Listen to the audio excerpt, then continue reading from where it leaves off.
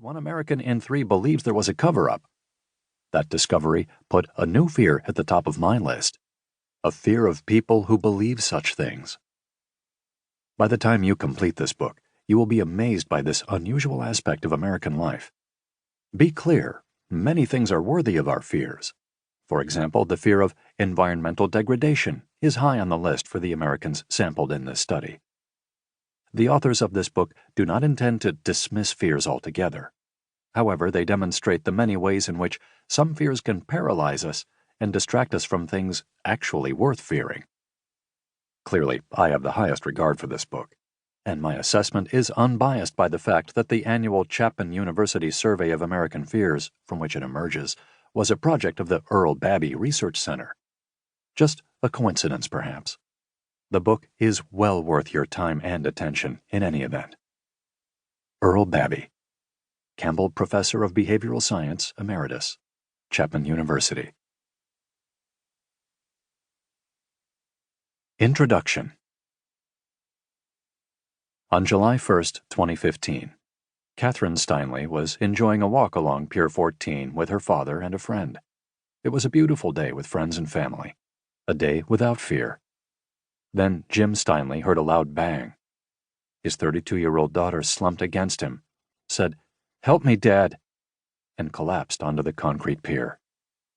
Searching frantically for what was wrong, he found a bullet hole in his daughter's back. He began CPR. Paramedics arrived quickly. 2 hours later, Catherine Steinle was declared dead at San Francisco General Hospital. The bullet had pierced her aorta. The shot that killed Catherine had been fired by Jose Inez Garcia Zarate, an undocumented immigrant under the influence of sleeping pills he claimed to have found in the garbage. Garcia Zarate had been deported from the United States 5 times and had a criminal record with several felonies, including drug charges and illegal attempts at border crossing. Having been recently caught attempting to cross the border in Texas again, Garcia Zarate was passed around the justice system and by March 2015 sat in jail in San Francisco, awaiting a decade-old felony charge for possessing and selling marijuana. Further heightening the tragic circumstances behind the case, U.S. Immigration and Customs Enforcement, ICE or ICE, had requested that Garcia Zarate be held until he could be deported once again. But he was released from the San Francisco jail on April 15, 2015, after prosecutors dropped the marijuana charges. Media outlets made the shooting into a national story, a morality tale on the dangers of illegal immigration in the run-up to a presidential election. While some headlines focused on the grief, family devastated after woman shot, killed in San Francisco, many turned to finding blame in local policies. Among the headlines were, "San Francisco jailers dumped a prisoner and Catherine Steinle died," "How San Francisco aided and abetted the murder of Kate Steinle," and "Murderer, I chose San Francisco because it is a sanctuary city." Politicians on both sides of the aisle criticized the decisions that led to Zarate's release. Then candidate Donald Trump featured the case in his Twitter feed and speeches. Both houses of Congress saw bills to create stiffer sentences for those illegally entering the country and to punish jurisdictions with sanctuary laws.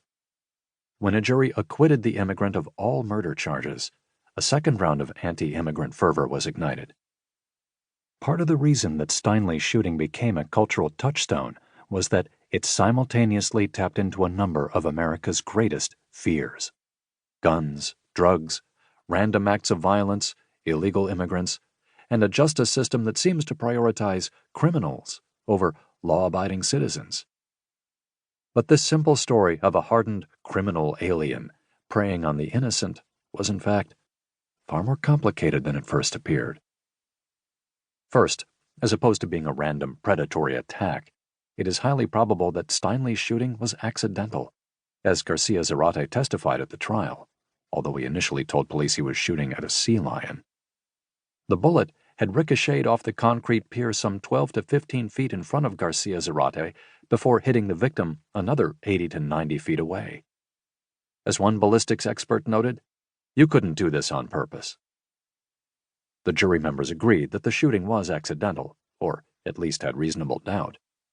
They found Garcia Zarate not guilty of first-degree murder.